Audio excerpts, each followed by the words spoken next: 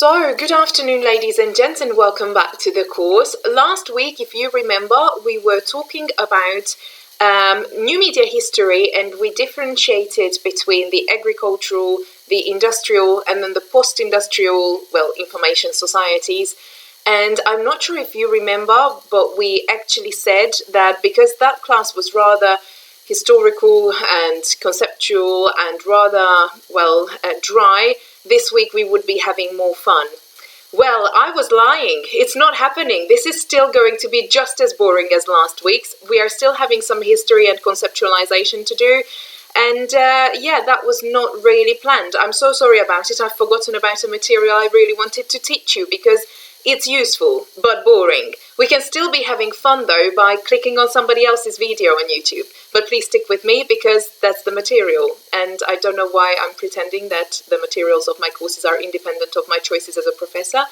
But still, let's stick with me. Thank you.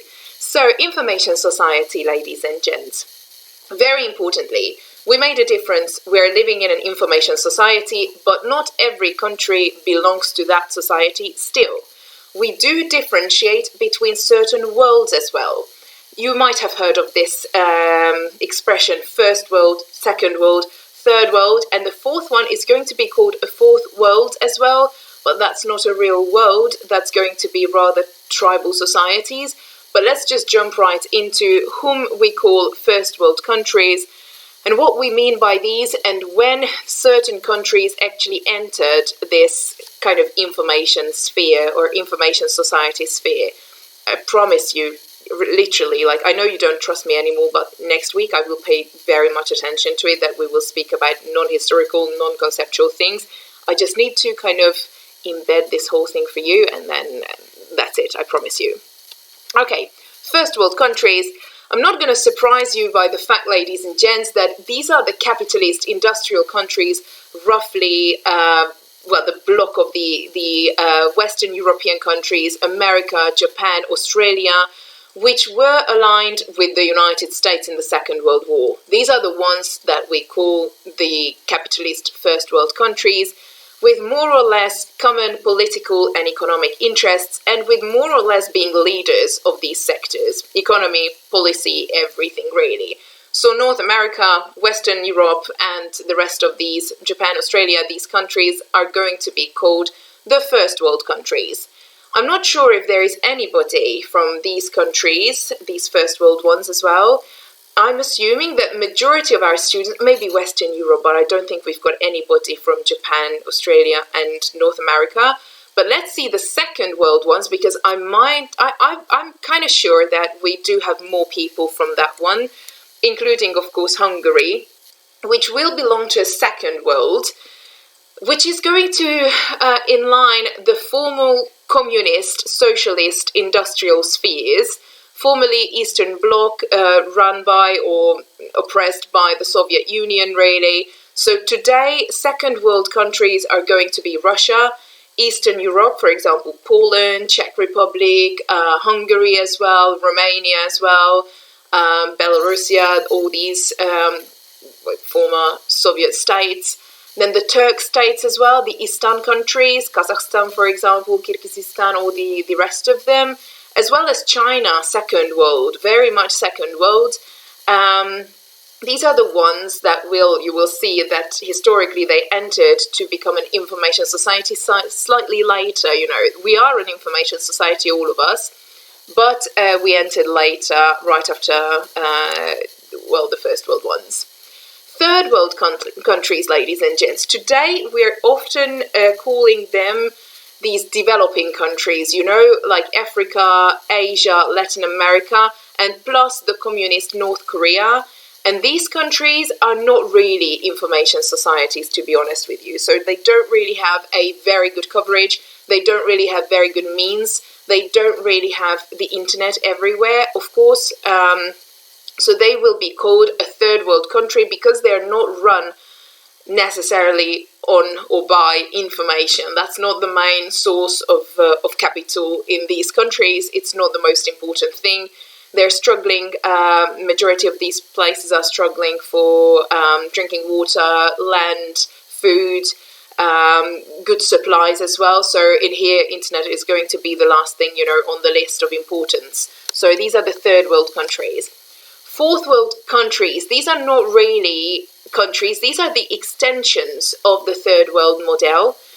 And these are rather like subpopulations, socially excluded from global society, or hunter-gatherer, nomadic, pastoral, oh, I'm not sure about the stress, sorry, farming societies with some sort of an industrial form. But these are rather these hunter-gatherer, very much cut off from civilization kind of societies, which are also sometimes real nations as well, tribes, but sometimes these can be social movements as well. Fourth world are going to be the Amish, for example, who are cutting themselves off and they live in a very closed society, as well as some reactive movements of religious fundamentalism, those religious groups which are very traditional, and they will say that changelessness is a virtue, and that the internet and new media is like the creation of the devil, so they don't really want to know about it.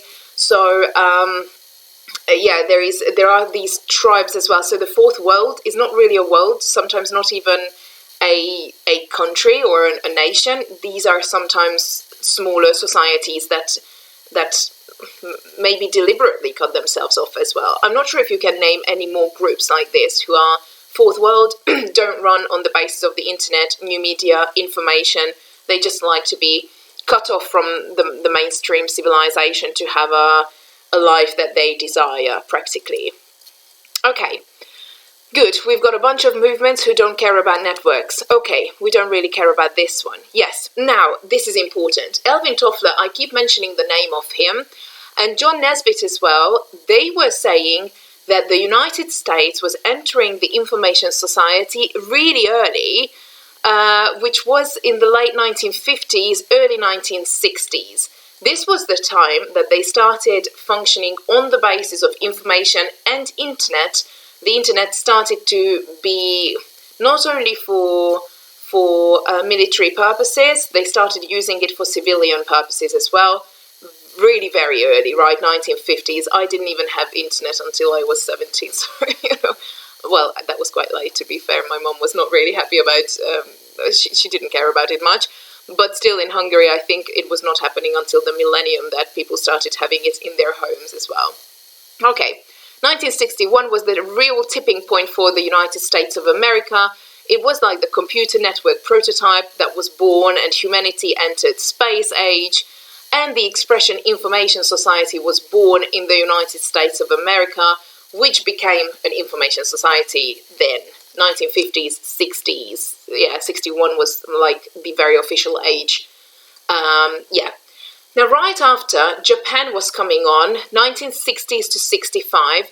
I didn't know that Japan was so early. I mean, of course, we know that their robot technology is sky high and their inventions are really, really, really spectacular. But I didn't know they would be the second after the United States of America. I'm not sure if it's surprising to you as well. And then later on, other pioneering countries entered the information society in the 1970s, like other fast developing countries, like Asia's 4 Little Tigers. I'm not sure. Yeah, that's Singapore and, oh God, and another 3 countries. Hong Kong and another 2. Please help me. Taiwan? Is it? Okay, we will check it out. I'm sorry about it. But the 4 Little Tigers, they were also coming on. Please help me out in here. Yeah, something like those. I'm very much assuming. Please excuse me. Countries like Hungary, they were coming along in the millennium, as I have mentioned. We became an information society in the 2000s. But I do remember this, and I'm not sure if in your country it was the same, but in our homes, because my parents are teachers, we didn't really bother with the internet when I was a child. It was just not, they didn't need it much at all. We didn't even have a computer, only for games, that we were using it. And so in many homes where people were using it, people had like a separate room, which they called like a studio, or it was also like a working kind of little studio, because the computer had its own room, in Hungary at least, in many households, and people were going into this separate home to use the PC separate room to use this PC as well. It's no longer happening, of course. We've got laptops, smartphones, everything, and we are using the internet everywhere in the flat, of course, or in the apartment. But still, this is how it started in Hungary in the millennium, and in many second world countries it was around the millennium that they entered this information society age. A great part of Africa, Asia, Latin America, so the third world countries, they cannot be regarded as information societies still. As I have mentioned, they do have very many other more important issues to face, and the internet and new media is not a priority compared to drinking water, of course, and supplies. Okay, now there is, in the information age actually, there is a huge need for the more developed or the most developed countries to balance out the other countries.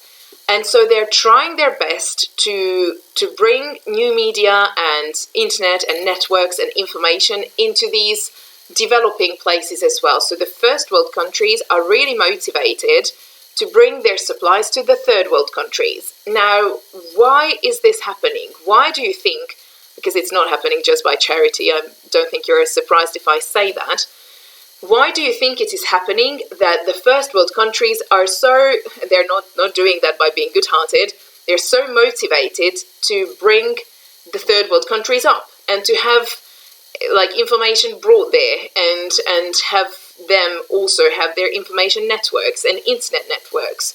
Why can it be in the interest of societies? And I promise you it's not going to be a selfless kind of deed that they are bringing their supplies there into third world countries. I'm curious about your opinions. Yeah, the issue of the global information society wants to reflect on many, many things, such as the international communication, which is needed, and they are trying to get everybody involved in this. International organizations, so that these organizations do have some sort of a branch everywhere in the world. Having supranational control, this is also a very important factor in this one, that if we don't see what those countries are doing, we're not controlling them. So bringing our supplies there, we can control a full area as well. And I'm not sure if you see it or if you agree with me, but this might be a new way of colonization, isn't it? Because it's not like I'm going there and now I'm killing everybody off and taking their land. But I'm bringing everything there in order to constantly survey them, or surveillance is a thing, constantly observe them and see them and watch them. So practically I think that's also a very important factor in this one. Migration processes and multiculturalism, global knowledge management, extraterrestrial processes and environmental problems, these are also issues that are part of this global information societies, and they're also motivated for many reasons in order to bring the third world countries up on their own levels, even though they're very slow in the catching up in this story as well. Yeah. Now, the security of the information society is not very high, as we can see, because now we are being watched everywhere. And even if I just always stick down my camera, for example, on my laptop, but I never do it on my smartphone, which is rather silly of me, isn't it? Because no matter how much I'm hiding from my laptop, I'm using my smartphone more. Defenseless against technology. This is also an issue in the information society. We are defenseless. Technology needs to be used every single day. Cookies are watching us every single day. We are a very vulnerable society. We're even more vulnerable in a way. We feel that we live in a democracy and freedom, but indeed, we are more vulnerable than any society ever, because now everybody in this world, not only, let's say, in an oppression or in a communist period, for example, like in Hungary, we were watched by the government. Now we are watched by everybody else, We are watched by American FBI or something, because I don't really think that we are watched because we're not that interesting, but we could be watched if they wanted to, which is crazy. Private data preservation. Our data is being used. You have mentioned it as well, that even if you're not using your Instagram, it is collecting data of you.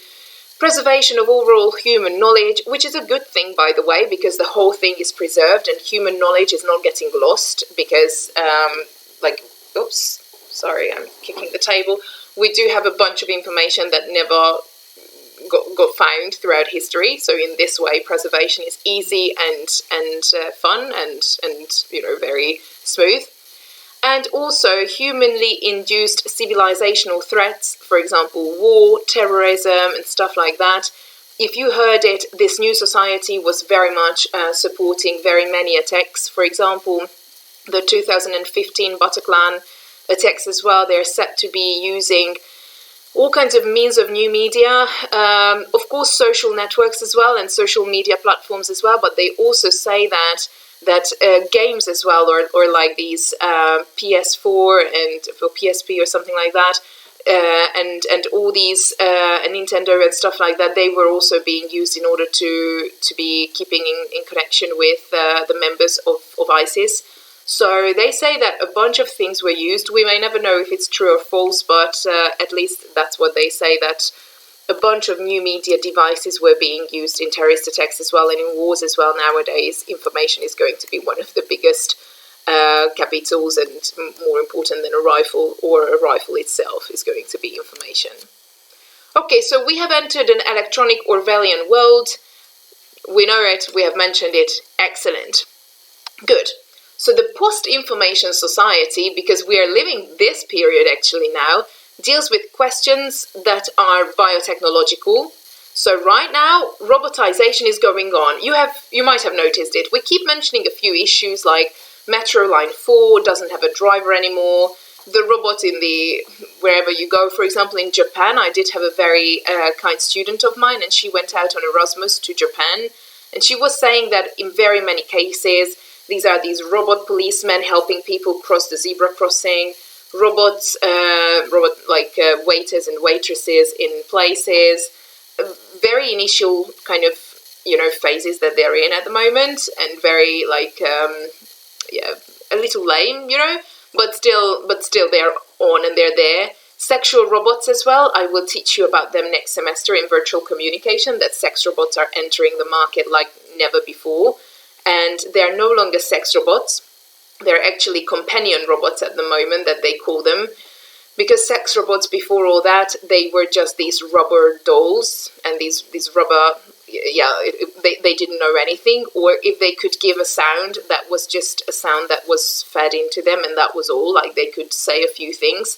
But at the moment, companion robots, which are highly sexualized, of course, if you look at them, they will be very much like a high-budget porno kind of member or character, but still they work on the basis of your own smartphones, for example, or any internet devices that you've got. They will somewhat check out your history, so they will get connected to your research history or your search history, and they will check out what your interests are, and they will be chatting you up about last night's football match, American football, makeup, anything you're interested in. And they will be talking to you. And companionship has become also part of the sexuality, kind of. It's like a two-in-one robot at the moment, which is going to cause major alienation as well. I will show you images and videos next year when we are actually talking about sex robots. That's going to be the first class next year. Brace yourselves, it's going to be a fun one. Yeah. The generation of artificial intelligence, yes, we are leading into that direction, and I'm curious what you can name as a device of artificial intelligence. It's going to be a lot of things. Siri, for example, Alexa, for example, they're all listening to us, by the way, as it turned out as well. Google Translate, working on the basis of artificial intelligence right now, and it has come a long way. I'm not sure if you've noticed. Hungarian was one of the languages which was it was very difficult to translate, because Hungarian is not very much like any other language. It doesn't belong to any big language families like the Slavic languages or the German languages or this and that. It's not. So it was very difficult. Google Translate was really, really horrible at the beginning, and now it's very good compared to what it used to be like. It still needs to come a long way, but it's very good. Artificial intelligence is there in translation programs, of course. And they also say that there is a functional merger of man and machine.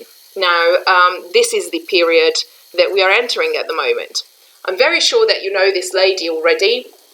Her name is Sophia, or Sophie, some people call her that way. And she was here in Hungary as well, by the way, on what was it, 2 years ago, I think it was Brain Bar that she entered, a conference. She was coming along, she was chatting very kindly and nicely, and she said that she looked around Budapest and she found the city very fascinating and she was having a nice time. She looks like this. Her hair is not finished. I'm not sure what you think about it, why it is like that. I'm not sure what you think why the first ever robot with... Actually, she's got a passport. She's a Saudi Arabian citizen. She's got citizenship as well. She speaks with an American English accent. And she's a female, of course. Well, you can see it on her face as well. She's wearing makeup and stuff like that. I'm wondering why you think us humans created a woman as a first robot of artificial intelligence. And why is she unfinished? Why doesn't she have any hair? Because now she's got like at least 50 different kind of facial movements that she can do. It would have been easy just to chuck on a wig on her hair or head. Why do you think it's happening? What is the reason for this? On Brain Bar, what was shocking for me was that she was holding a presentation. Okay, we all know that, like, okay, information is kind of fed into her and then she will just speak whatever she wants. But suddenly, the moderator guy actually opened the conversation to the audience as well, and the audience could ask questions. So the audience asked her a bunch of questions too, and she was really good or really well responding. Sometimes she froze down a little. That was rather weird. But she was very well at responding to questions. One of them caught my attention, which I didn't quite find very secure.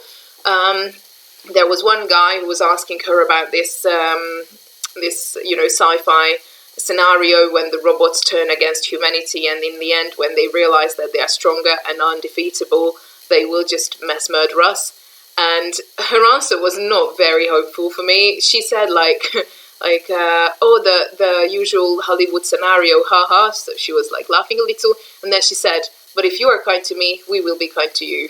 And I was like, oh my God, that's not really good. Like, you're kind to us, we will also be kind to you. But still, this is where we are heading at the moment. Robotization is on, which is going to have a bunch of very, very good issues in the future and good benefits in the future. But it will also have some negative impacts as well. I'm curious what you think would be beneficial, and I'm curious what you think would be detrimental for society. And I'm talking about humanoid robots. So I'm not talking about these deep water submarine robotization where, of course, it's better to send down a robot than a scuba diver. I'm talking about these ones, which has got a face, which has got a set of eyes, a smile, a body. What do you think about it? And what do you think this post-information society, how do you think it will handle this? The media has got a very, very negative portray of it all the time. So all the films are about the robots going wrong and massacring us and stuff like that, except for a few exceptions, of course, where they tend to have good feelings as well, or feelings in general. For example, if you watch the series Westworld, in that one as well, they kind of gain consciousness and they will have feelings and emotions. So I'm wondering what you think about the future of them. Okay. Yeah, I've been talking about it for ages. Boring. Okay, how many types of media? That was all about what I wanted to say about the history of the information societies, ladies and gents. And now let's go a little bit into media conceptualization and what the media actually is, how many types we have got. Let's check this out. So, how many types do we have? We've got the printed media, that's number one, which, printing was coming along in, we mentioned this in media communication in 1455 with the Gutenberg Galaxy, and that was number one. Then we've got the traditional electronic media, which is going to be television and the radio. And then last but not least, we will have the new media, of course. That's the internet and anything that's related to it. So podcasts as well, going to be new media. Give me some more, please, that you think is new media. Okay, so social media is also new media, of course, a bunch of things. Okay. What happens? We mentioned this, that the print media was requiring competencies. We mentioned that in media communication. Skills. You needed to read, you needed to write, you needed to understand. It was an active procedure. Let's not waste much more time on it. Traditional electronic media. Optimally, we can see and hear. So we can all sit down, of course in a healthy situation, we can all sit down on a couch, watch our TV, and then it's all good. No competence is needed. Easy reception, but easily forgotten kind of information can be observed as well. You acquire the information, but because you didn't read it, you didn't think about it, you didn't observe it, it's not super, like, it's just, television media is just shocking rather than deeply elaborated on. New media.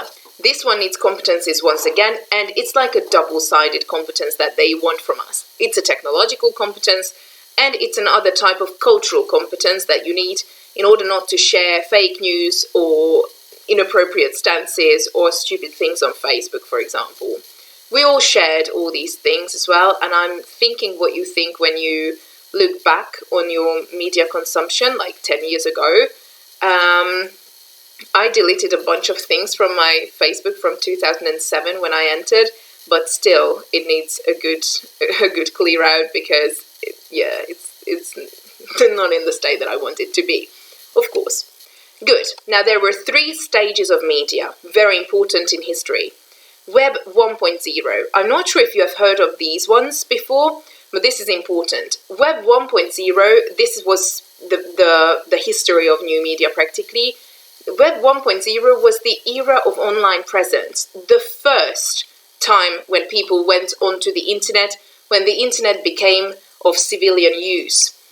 Now this one was like this showing face kind of a period, rather than anything else, and it was not for the person. So it was not personalized, it was not for average people, it was rather for companies. So the Web 1.0 period, that was rather like the 1990s here in Hungary, and I'm wondering what it was, or late 1990s. I'm wondering what you think about it, or early 2000s, about your country, because it was just like a company put up a web page, they set a web page, which was really brochure-like, it was rarely updated, it was never refreshed really. In the bottom, they added that, like, call this telephone number or send a fax. I'm not sure if you've had that as well. So it was just like very brochure-like. You didn't have an interaction going on in web pages at the beginning. They were very, very, very monotonous and not very like fancy. Because nowadays a web page needs to be really easy usage and high profile and pretty and good looking and stuff like that. The feedback also needs to be provided. This one didn't have it. Email or phone or fax, that was all that you could do. Web 2.0. Now this is the current period. This is the social media period, right? This is the period that we are living in at the moment, which is rather the user-generated content and collective intelligence and participatory culture period. These expressions come from Henry Jenkins. He says that it is the user-generated content period because it's us generating the content. We upload things onto the Instagram, onto Facebook, onto any other social media platform. We create videos and images as we go, and then we send it in, and somehow it goes viral, and the real news portals use it. I have mentioned it before, I think, that news media actually uses 30% of the information which is going to be user-generated content. So it's not generated by news reporters and other people, it's generated by us, you and me. Okay, collective intelligence. We live in the period of collective intelligence when we actually commonly edit things, comment on things as well commonly. We edit Wikipedia, for example, commonly. We edit the whole world of social media together, which is like a common way of collective intelligence. Participatory culture. This is very, very important. So we participate in creating culture. We are all responsible in this creation as well. What do those people do who are detoxing. What do you think happens? How do we think about those people who say that it was enough and I'm not going to post anything else, or I'm going to deactivate my profile? Have you ever done that? How do you feel? Is this participatory culture really a selfless and voluntary participation, or do we have to participate? What happens to you if you don't have a Facebook page? It's interesting, I do have some Turkish ladies and gents in the third year media course, and they were saying it was really weird. They don't use Facebook much at home in Turkey anymore. They use Twitter and Instagram and TikTok, of course, but Facebook has gone out of fashion there. That's what they mentioned, at least. It was a must for them to get back into it now here in Hungary, because we use it a bunch. Our university things are posted onto Facebook, and they can only get in connection with their student kind of fellows or fellow students, really, in Messenger as well. So I'm wondering what you think. Is this participatory culture voluntary, or do we have to participate because we will fall behind, or what is happening? Have you ever had it that you've had enough and you said that you would be detoxing? How was it? How long could you do that? I'm very curious about these things as well. Okay, community action are in the focus in here. Good. And then Web 3.0, that's going to be the currently forming phenomenon. So there are also several ideas about it and several names about it: the semantic web, sensory or sentient web that they call it, social web, or perhaps mobile web, that's what they're calling it. This is going to be any form of virtual reality and augmented reality. We mentioned the difference between virtual and augmented reality before.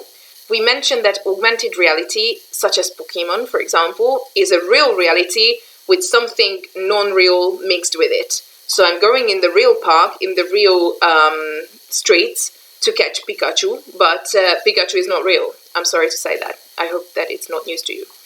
Virtual reality, that one is completely fictional. Okay, so it's just you get into a virtual reality game, for example, and the whole setup is unreal as well. It's not real. Okay, so that's the only difference. And this is currently forming. So and robotization is kind of belonging here as well. This is what is happening at the moment, Web 3.0. What do we expect? What is going to happen? How do you think this will affect our knowledge, our behaviors, that we will live in an augmented and virtual reality very soon? Are you happy? Are you scared? Is there something you think? Do you think that it's really so close? Google Glasses were coming along and they were a fail. They didn't get super big. I remember in one conference, there was this one American professor who brought Google Glasses with him, saying that in America they have just launched it. I think it was a good 5 years ago or even more. And I checked it and it was very good, but it was a feeling that I could live my life without it. Whereas without, social media and Web 2.0, I can't. So I'm not sure what you think about it and how you think of this currently forming period, when it's going to be fully formed, but it is coming as well. New media. How is it new? That's a new question as well. Why do we call it new media? Now, we call it a lot of alphas and Ys and multitaskers and net citizens and cyber era and a lot of digi-generations. We've got these huge names as well, And we can see that these are new and ever-changing elements of a culture. We live in big numbers and big data periods, and we live in the periods of small devices. We've got a very small device, for example, a phone. This is what we will call media convergence very soon, and I will teach you about it later, or very soon, really. And this one device is actually 10 different devices at the same time. A GPS, a photo camera, a laptop, a this, a that, everything at the same time. Small devices, large number, huge data. We no longer have to conquer time and space because we have done that. We are living in this period. We have to conquer attention. We keep mentioning this as well, which is an economic advantage if I pay attention to you and not to another YouTuber or another influencer or another whomever, We have reached to the very active and wise masses period, and everybody is putting these whys in an ironic kind of sense, really. Why do we live in the period of wise messes? What does it mean? And why are people so sarcastic about it nowadays? Half of the world is watching the same YouTube video and music. We do have access to the same music, the same jeans from Levi's or something. We do have the same things everywhere. Why is globalization good? Why is this new thing good? And new media good? And why is it bad? How come it is going to be maybe dangerous for us? Well, I'm talking about this new media period right now. More than 60,000 images are being uploaded onto photo sharing websites such as Instagram. 60,000 images just in this very moment that I'm talking to you. 80 million tweets are shared on social media sites. It's crazy. We are living in the period of big numbers. Many hundreds and thousands invest into the next generation model of smartphone. We have to. You notice it, that they're always kind of giving you options for software refreshment and stuff like that, because they're just making your phones slower and slower and slower, so that you invest into a new one every 2 years or 3 years. I'm not sure how often you invest into it. My phone, for example, this is 6 years old and still would work really well if they didn't put on all the software, all that jazz, because it's just getting slower now, but it would still be fine. But now I'm craving a new one because it doesn't know all the functions that I would like it to know. So they're making us crave more and more and more all the time. Sensational initiatives start, for example, the global pulse, big data, or the earthquake detector as well. And these global movements are all going on, which is crazy. So today's new media is a deceptively infinite space, very, very much infinite as well, which doesn't have a length, rather a depth to it. It's large. It offers the possibility for data sharing, developed reality as well, uninterrupted, personalized, interactive. This is very important. Uninterrupted because we are constantly on it. We cannot get rid of it for a moment. Personalized because all the advertisements are there for us. Personalized according to our interests, our websites, everything is going to be offered to us according to our taste as well.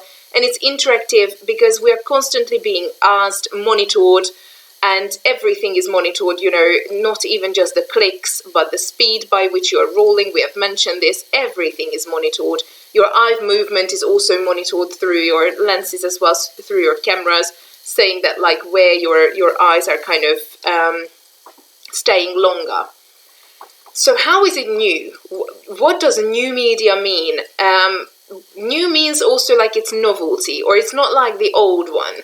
New is an indicator of something that goes beyond temporality, and it indicates some sort of a distinction from the old.